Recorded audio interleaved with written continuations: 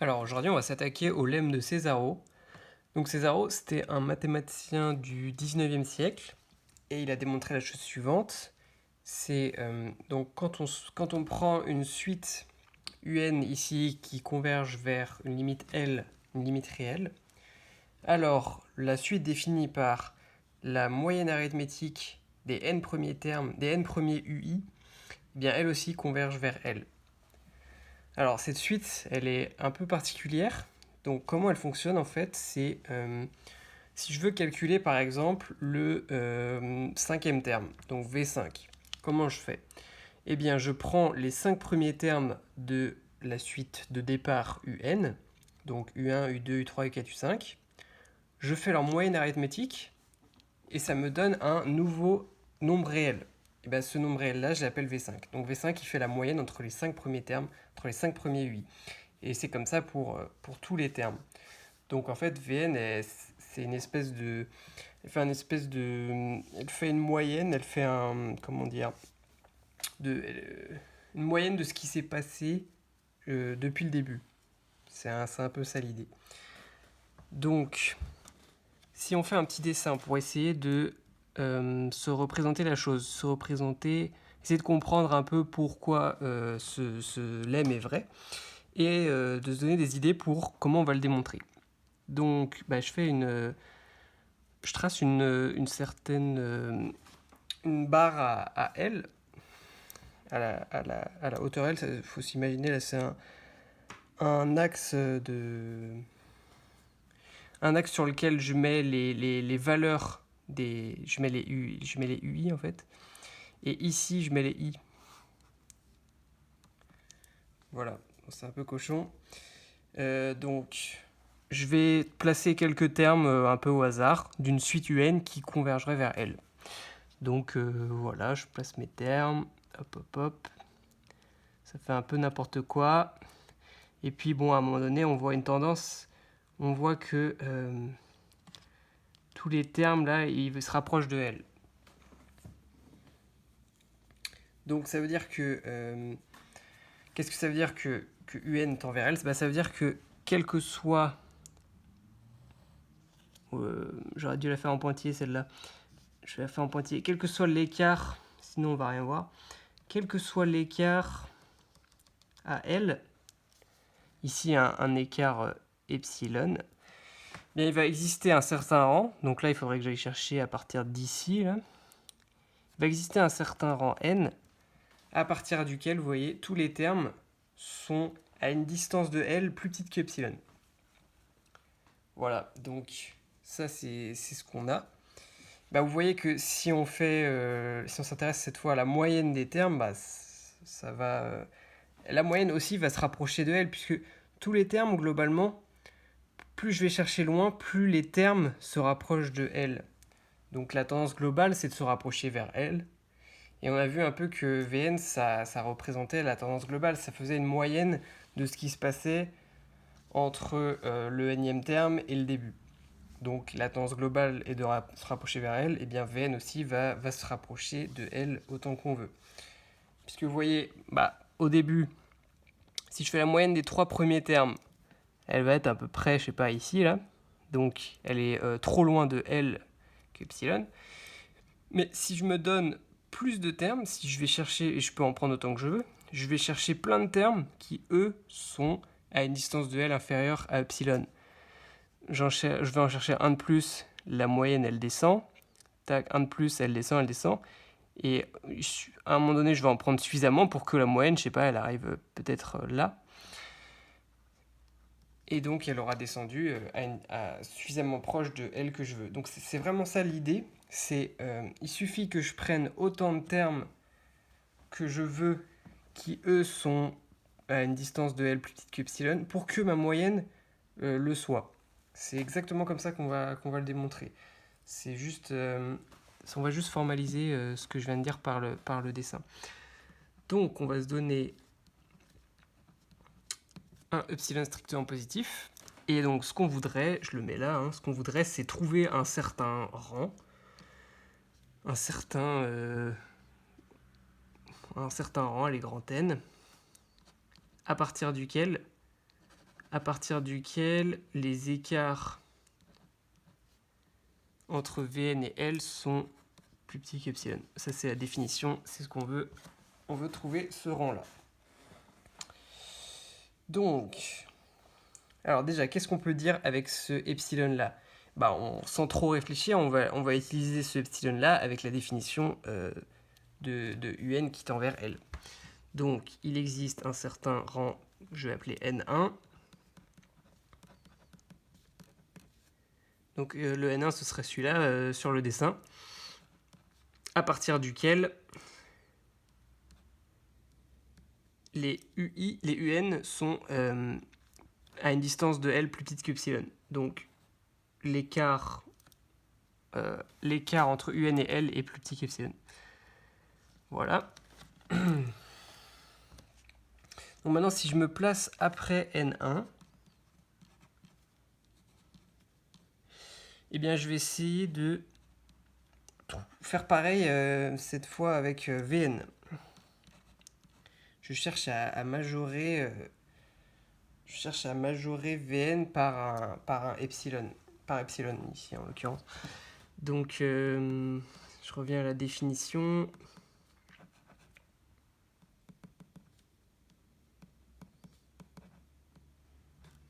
Voilà. Et maintenant, notre objectif intermédiaire, ça va être d'avoir des... Dans ce terme-là qu'on essaie de majorer, dans ce Vn-L, de faire apparaître des Un-L en valeur absolue, parce que eux, je sais les majorer par epsilon. Donc, alors que pour l'instant, j'en ai pas, je ne les ai pas encore. Pour l'instant, j'ai une somme de UI et j'ai moins L à côté, j'ai les valeurs absolues qui sont... Donc, j'ai un peu d'opérations à faire pour me trouver à la fin avec des beaux petits écarts UN-L comme ça que eux je sais majorer. Et d'ailleurs je vais savoir les majorer que à partir du rang N1. Donc il va falloir peut-être séparer dans la somme les UI pour I plus grand que N1 des UI pour I plus petit que N1. Donc voilà, vous voyez que j'ai plein de boulot à faire là. Déjà ce que je vais faire c'est essayer de rassembler L avec UI. Donc pour ça, je vais écrire quelque chose et après on va justifier pourquoi c'est vrai. Pourquoi je peux écrire ça? Ici le L il était séparé, là moi je vais le rentrer directement là. En fait, pourquoi ça revient au même? C'est que d'un côté on enlève L à la moyenne des termes. Et de l'autre côté, on enlève L à chacun des termes, puis on fait la moyenne. Vous savez bien que ça donne la même chose. Si la prof décide d'enlever 2 points à chaque élève dans la classe, donc ici, elle enlève 2 points à chaque élève, eh bien la moyenne calculée, ce sera la même que si elle avait enlevé 2 points à la moyenne générale. Le fait d'enlever 2 points à chacun, ça aura pour conséquence d'enlever 2 points à la moyenne générale. Donc ici, c'est ce qu'on fait là. Ok, donc déjà on s'est rapproché puisque là on a du UI moins L. Alors maintenant, ce qu'il faut qu'on fasse, c'est un petit coup d'inégalité triangulaire. Donc là je pars en inégalité. Pour avoir, non pas les valeurs absolues sur toute la somme, mais juste sur les écarts.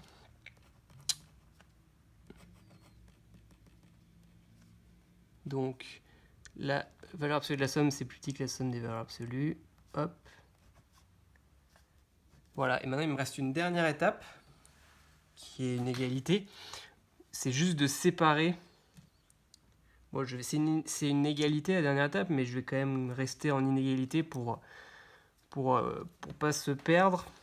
Ce qui est juste de séparer en fait les termes pour lesquels je peux utiliser mon majorant, c'est-à-dire les termes à partir de N1, des N1 premiers. Donc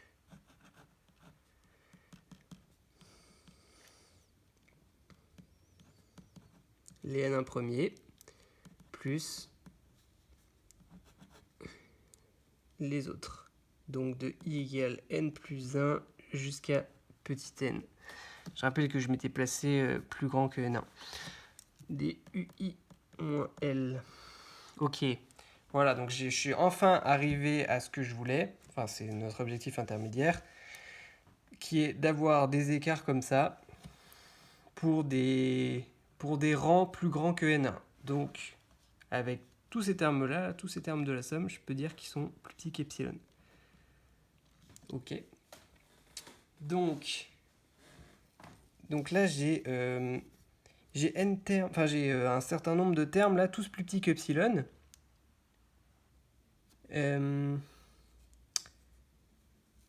Alors j'en ai combien exactement? Oui, j'allais dire un truc qui est pas bon. Donc j'en ai combien? J'en ai n moins n plus 1 plus 1. Donc ça nous fait, j'en ai n moins n. J'en ai n moins... Le tout là c'est plus petit que n moins n fois epsilon. Et ensuite, si je multiplie par 1 sur n, ça nous fait du n moins n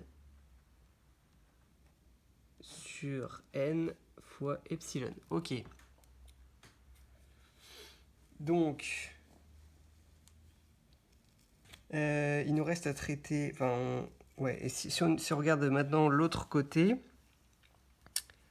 Donc ça, l'autre côté, c'est comme sur le dessin ici, c'est comme ces trois termes-là. C'est les termes qui sont, eux, trop loin de L et qui nous embêtent un peu. Mais on a dit que pour régler leur problème, il suffisait d'en prendre beaucoup qui, eux, sont suffisamment proches de L pour qu'au final la moyenne soit compensée. Donc voilà, pour compenser l'écart que nous donnent ces termes-là, bah, il suffit d'augmenter le nombre que j'en prends. Donc il suffit d'augmenter n. N, c'est le nombre de termes que je prends dans ma moyenne. Donc bah, ça, je vais faire tendre n vers plus l'infini. Et ça, comme ça ne va pas bouger, n1 il est fixé, c'est n1 terme qui ne bouge pas. Et bien ça, quand n tend vers plus l'infini, ça tend vers 0. Ok. Et donc je fais tendre aussi ici n. Hein. Et bien là, ça va tendre vers epsilon. Ok. Donc, nous, ce qu'on voulait, c'était trouver un rang. Donc, on sent qu'on n'est pas loin là. On voulait trouver un rang à partir duquel les Vn-L sont plus petits qu'epsilon. Là, on a réussi à majorer ces Vn-L par une autre suite qui, du coup, cette suite-là, elle tend vers epsilon. Donc, on est quand même un peu... Il y a un truc qui chagrine un peu là, c'est que on majore par une suite qui tend vers epsilon, ok, mais du coup, cette suite, je peux l'avoir aussi proche de epsilon que je veux, sauf que moi, je voulais carrément plus petit qu'epsilon, alors que là, je vais devoir me rajouter quelque chose. Donc, ce qu'on va faire, c'est qu'on va pousser un peu plus loin. Ici, on s'était contenté de prendre les termes plus petits qu'epsilon. Et ben, je vais forcer un peu plus, je vais aller chercher un peu plus loin les termes qui sont carrément plus petits qu'epsilon sur 2. Parce que si je fais ça après cela, je peux dire qu'ils sont plus petits qu'epsilon sur 2. Là, je vais m'offrir un sur 2, qui va être assez pratique en fait. Je m'offre un sur 2 en plus. Je vais chercher plus loin pour m'offrir un epsilon sur 2. Voilà, donc si tout ce paquet-là, je l'appelle WN. Ça, je l'appelle WN. Donc, où est-ce qu'on est arrivé? On est arrivé à ce que pour tout n plus grand que n1, Vn-L est plus petit que Wn, avec Wn qui tend vers epsilon sur 2. Wn tend vers epsilon sur 2. Ça veut dire que il va exister un autre rang, rien à voir avec le premier, donc je l'appelle N2, à partir duquel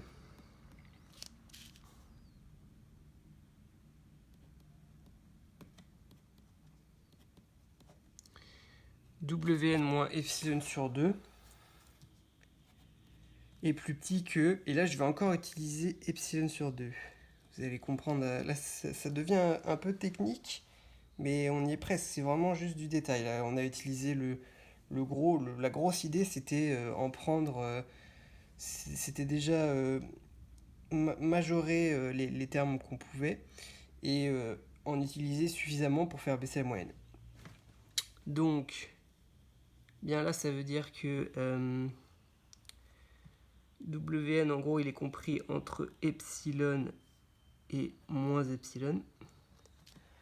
Voilà, donc là, c'est tout bon. J'ai trouvé un rang à partir duquel Wn est plus petit qu'epsilon. Vous voyez, c'est pour ça que j'ai pris des epsilon sur 2, c'est que sinon j'allais me retrouver à la fin avec du 2 epsilon. Donc j'ai essayé de prévoir ça en amont c'est simplement pour que ce soit plus joli en fait. D'aller chercher un peu plus loin, aller chercher les termes qui sont plus petits qu'epsilon sur 2. Pareil ici. Pour que au final, Wn, je puisse avoir un rang à partir duquel il est carrément plus petit qu'epsilon. Parce qu'au début, vous vous souvenez, ce paquet-là, il tendait vers epsilon. Mais donc, je ne pouvais pas avoir un rang à partir duquel ce truc-là est plus petit qu'epsilon.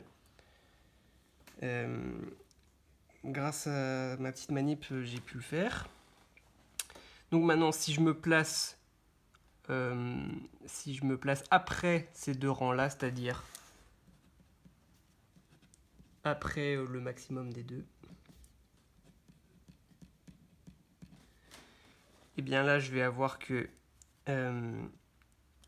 Vn-L est plus petit que Wn et que Wn est plus petit que epsilon. Donc par transitivité que Vn moins L est plus petit que epsilon.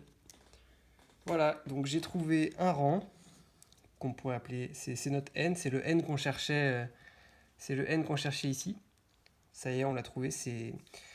J'ai trouvé un rang à partir duquel l'écart entre Vn et L est plus petit qu'epsilon, ce qui veut dire que Vn tend vers L.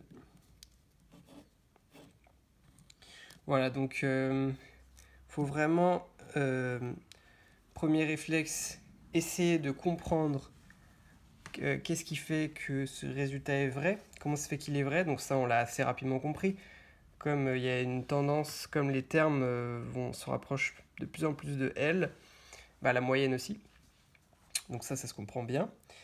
Et de ça, essayer de trouver une manière de le démontrer. Donc c'était de prendre suffisamment de termes pour faire baisser la moyenne. Et après, c'est des détails un peu techniques. Donc au moins, je dirais, il faut avoir l'idée. Ne pas réussir à aboutir, c'est pas très grave. Franchement, c'est un peu technique. Surtout avoir compris comment ça fonctionne. Et retenir le raisonnement. Voilà.